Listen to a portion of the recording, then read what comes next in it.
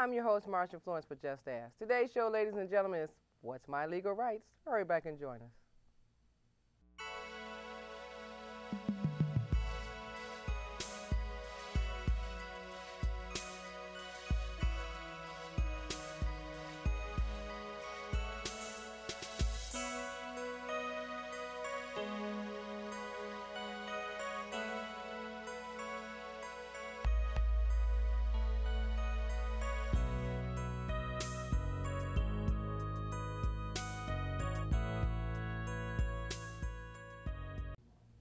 Hi, I'm your host, Marsha Florence. Today's show, ladies and gentlemen, is What's My Legal Rights? And our guest, our true guest is today Supreme Court Justice Richard Bernstein. Good morning, Richard Bernstein. Well, it's a pleasure to be with you. I have to tell you, I'm enjoying your program. You have some great people here who are doing really good work. You've got a nice, friendly family feel, and I'm delighted to be with you. Well, thank you. My pleasure. Thank you. I'm sure when our viewers see this show that they'll be like, you mean to tell me that the Supreme Court Justice is sitting in the Just Ask talk show chair? Well, I think it's a great show, and I think the fact that you have such good people that work with you shows that they really believe in it, and they believe in what you're doing, and they believe in you, and I think that this is a great service you provide to the community, so it's really my pleasure to be with you today. Well, thank you. I'm going to stop blushing and start asking you some questions. Of course. So normally we always start off with, tell us a little bit about yourself. Uh-huh. Okay. Well, sure. I mean, I guess the thing I would want to say is that, I was born blind, and I was elected to the Michigan Supreme Court last November. So I took my term of office in January, and I really enjoy serving on the bench because you have the chance to really make a difference and impact and affect the lives of people, and it's something I'm very grateful for. So I guess the way I would try to encapsulate myself is just to simply say that, I believe that we're all part of a bigger purpose or a bigger mission that we don't understand or that we can't even begin to sometimes appreciate, but you sometimes have to believe that you're part of something bigger than yourself. And I am one of those people that believes that, being born as a blind person perhaps happened for a reason. I don't understand it, I can't appreciate it, but you just believe that you're part of something bigger, and I believe it's through life experience that you can enhance life for other people. That's great. That's great. Now, thank you. You could have saved that to the end of the show. Oh, that was a good that was a good closing. Yeah. Okay, but you know what? Now, just in retrospect of knowing that you were born blind, you came up in a wonderful family, and were you treated just as equal as the other children? Oh, absolutely. And I think the perspective always was that, again, we all have purpose in life. And it's just trying to understand that. And I'll tell you, the most important thing that defines each and every one of us is our life experiences. I really believe it's our life experiences that define who we are and allow for us to see, interpret, appreciate, and understand the world that we live in. And I think that for me, look, an easy life does not always correspond to a good one. And I think often is the case that people who know struggle and hardship and challenge and difficulty are often the ones who live a life of tremendous meaning and purpose. Okay. And that's good because, Justice, when people see the show, they're looking for answers to a question. And your presence today will give some highlights to persons who are visually impaired to know that they have opportunities out there. Okay, so you're almost like a walking billboard to truly to the visually impaired and low vision population, because people want to know that, if he can do it. Well, that's a very important point, and it's wonderful because we have some folks here today for the Bureau for the Blind that are in our audience today who are working very hard to help people with visual impairments. But I think this is a very important component, and I'm glad you asked me about this. 85% of the blind population is currently unemployed. Now, that's not because blind people aren't hardworking or passionate or capable. The reason that you have such a high unemployment rate amongst the blind community is that people don't give people with disabilities a chance. Well, I'm sure our viewers will take heed to what you're saying because, even regardless if you come from a well-to-do family or not, someone on this universe is saying, I'm going to do what it takes to have that career, that job that I truly want. And we just want people to have an equal playing field. And it may not always be equal, but given the opportunity as a person with a disability is key. So I tell you what we're going to do. We're going to take a break, and when we come back, we want to talk about some of those programs that you're currently working on. I would love that. Okay. Thank you. Okay, we'll be right back. Over 1 million Americans at risk of foreclosure have been helped by making home affordable. Find out now what your options are. Home where I belong. And welcome back to the show. Now, ladies and gentlemen, as I told you earlier, we have with us Supreme Court Justice Richard Bernstein. And you know, the name of this segment is called What's My Legal Rights?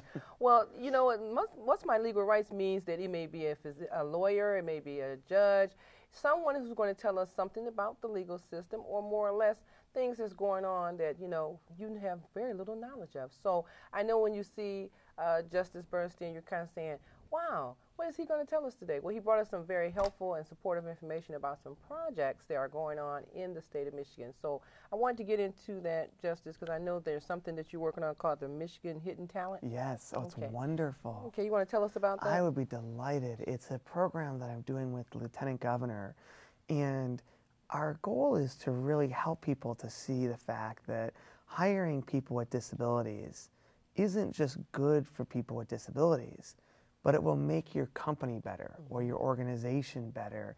And it's just a wonderful program. I'm so enjoying this tour because I really believe that it's going to have a positive effect and a positive impact on the lives of people.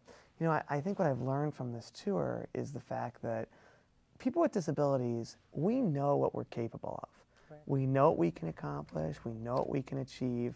Our goal is to simply convince sighted people and able-bodied people that we can do it. So people with disabilities or people who are blind, we know what we're capable of doing. We know what we can accomplish. We know what we can achieve.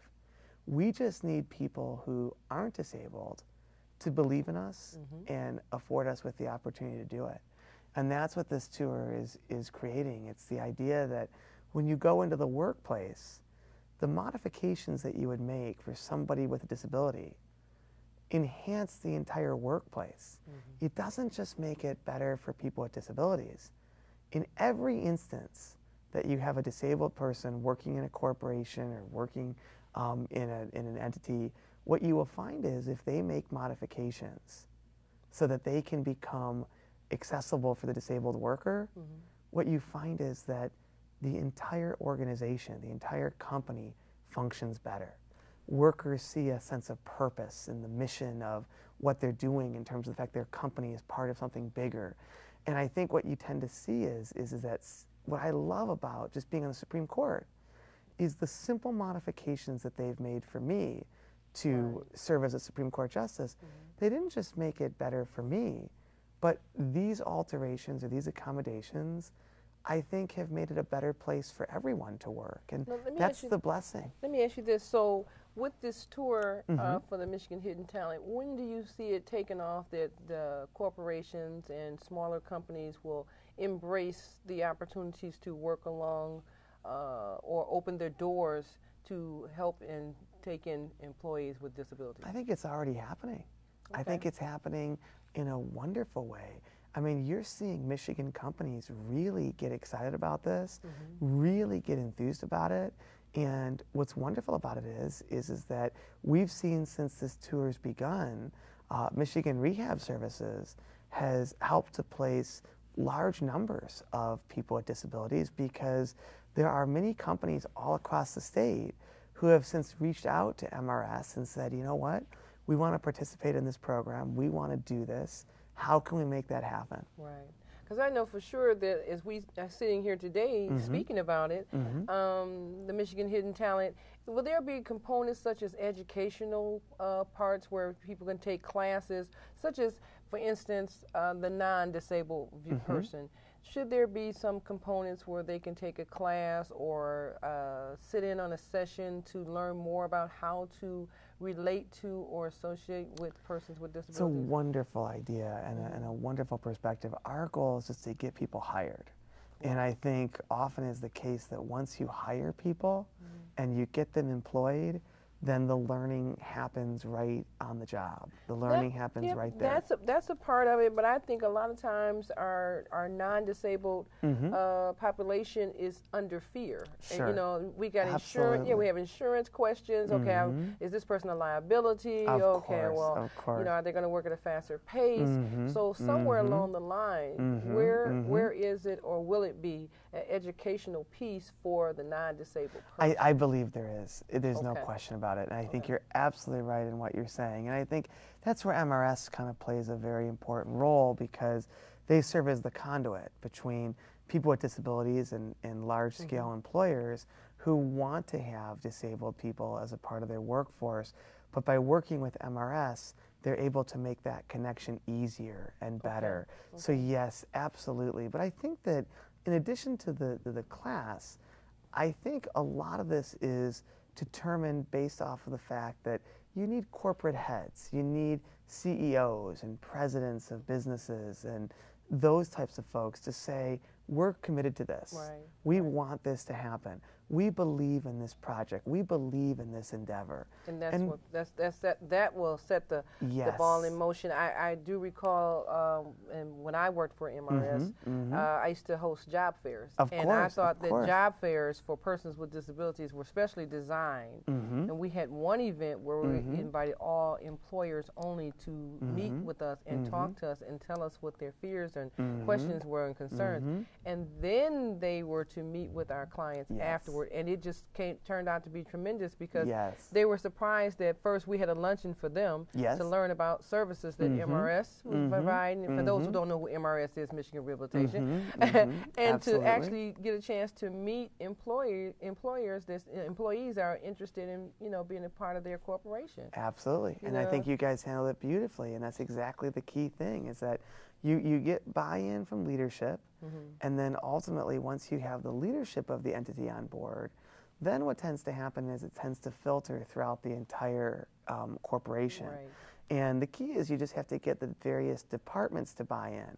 And once you have buy-in from the top, you tend to get buy-in from all the different divisions that have to implement the policy and programs, and everything falls into place. I mean, I'm just very spiritual, and I believe that God always has a plan. And if you're doing the best that you can, then things will usually work out for the best. And if you're on the side of right, these types of initiatives and these types of programs, it's amazing. They really do come to fruition. I mean, change comes in painfully slow, methodical steps. But if you stick with it, you find that change can be real and everlasting. And I think the real essence of this program and the Michigan Hidden Talents Tour is it's a celebration. And I think we as a community and we as people have to celebrate just how far we've come. We have to celebrate what we've achieved and what we've accomplished. Do we have a long way to go? Absolutely. But just look at where we've accomplished. I mean, 50 years ago, people with disabilities used to be institutionalized, out of sight, out of mind. And now we're on television, we're in the job force, we're riding on buses, we're flying on planes, we're attending college. So I think that we have to kind of sometimes look at the fact that we have a lot to celebrate. The long range accomplishments. Yes, we have a long way to go, but I think we have to recognize the fact that we have come so far, and that is something that we have to celebrate. You know, if you don't quit giving us these spiritual messages right at the break, I don't know what to do. Ladies and gentlemen, on that spiritual message that he just delivered, we'll be right back with some more information about Michigan Hidden Talents. We'll be right back. Traditional light bulbs actually generate 9 times more heat than light. Switch to energy-saving bulbs. Saving energy saves you money.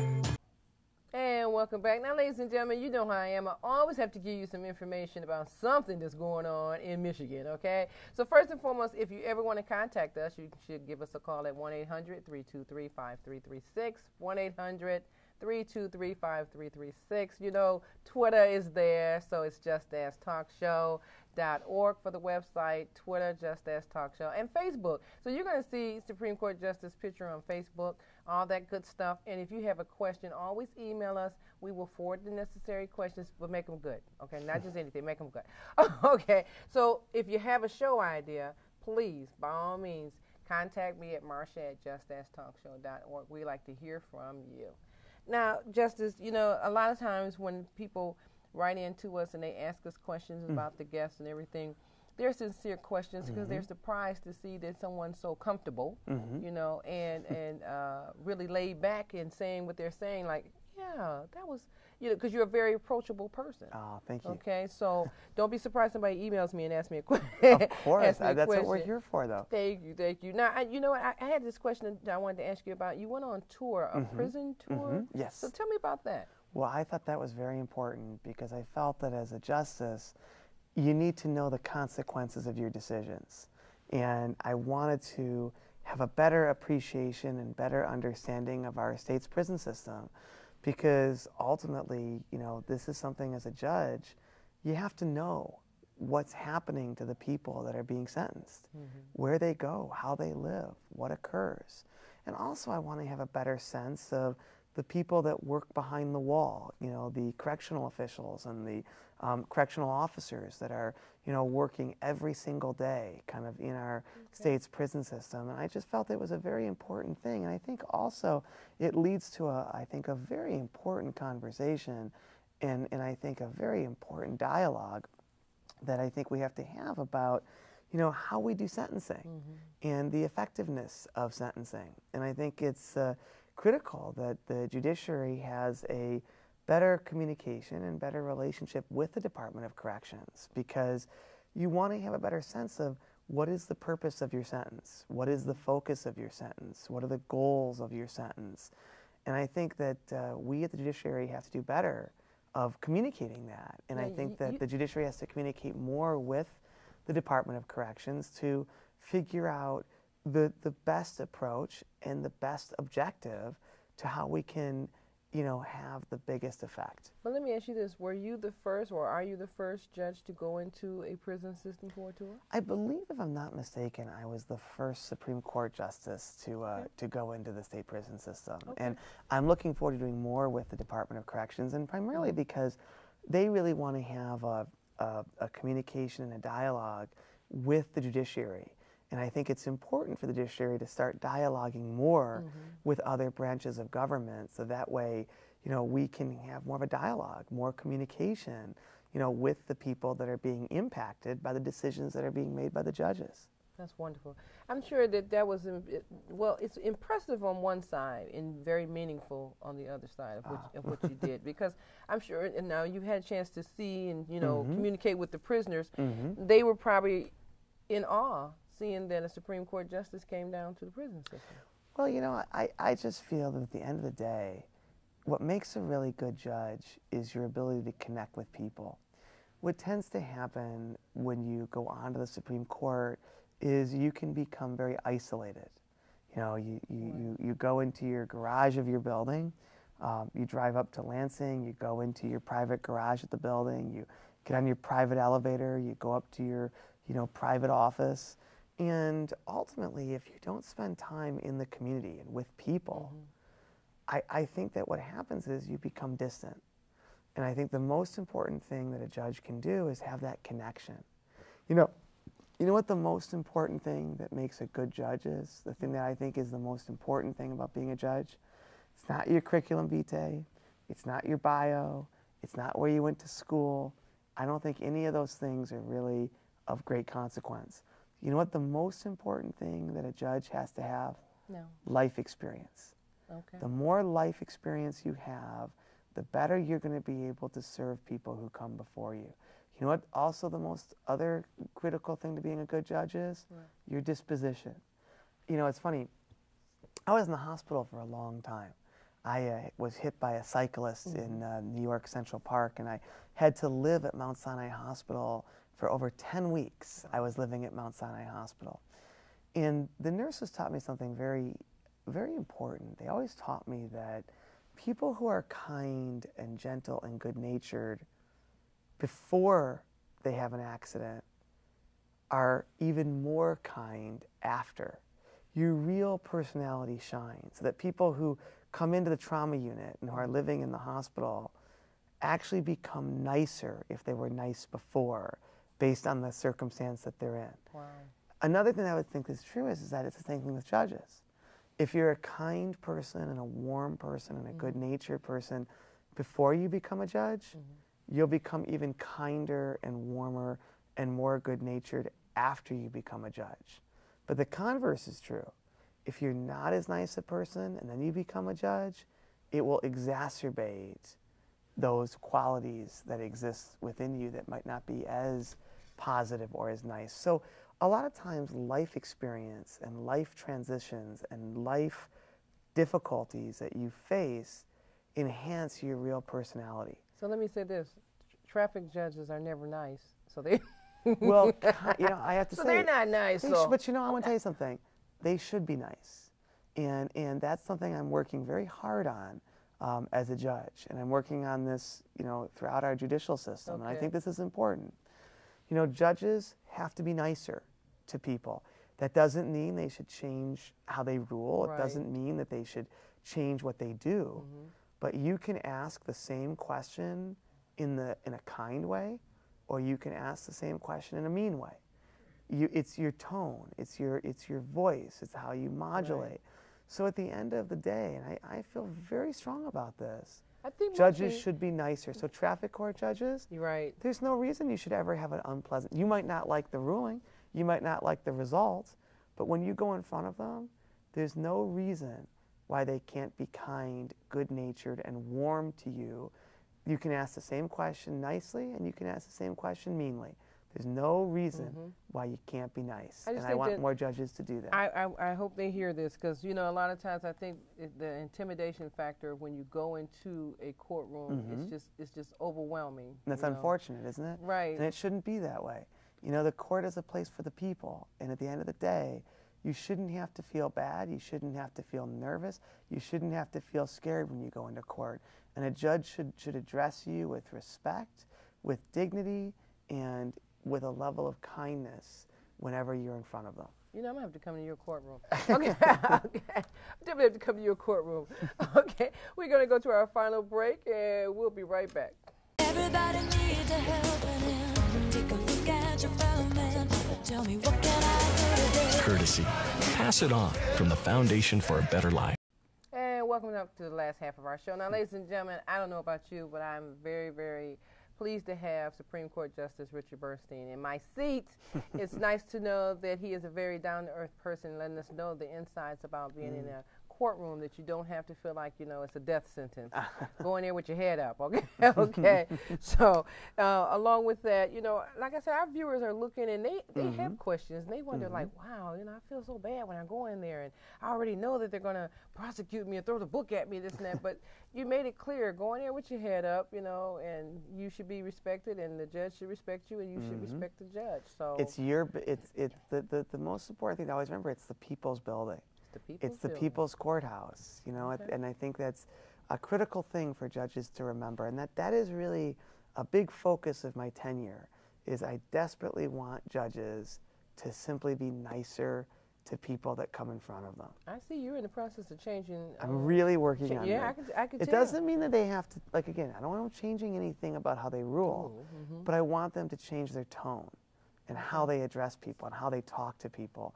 And I want people to feel more comfortable in the courtroom, and I want people to feel more comfortable with the judges, and I think that this is something that we can make a difference on. So I'm very much dedicated to this. I believe it. Disposition is a critical component.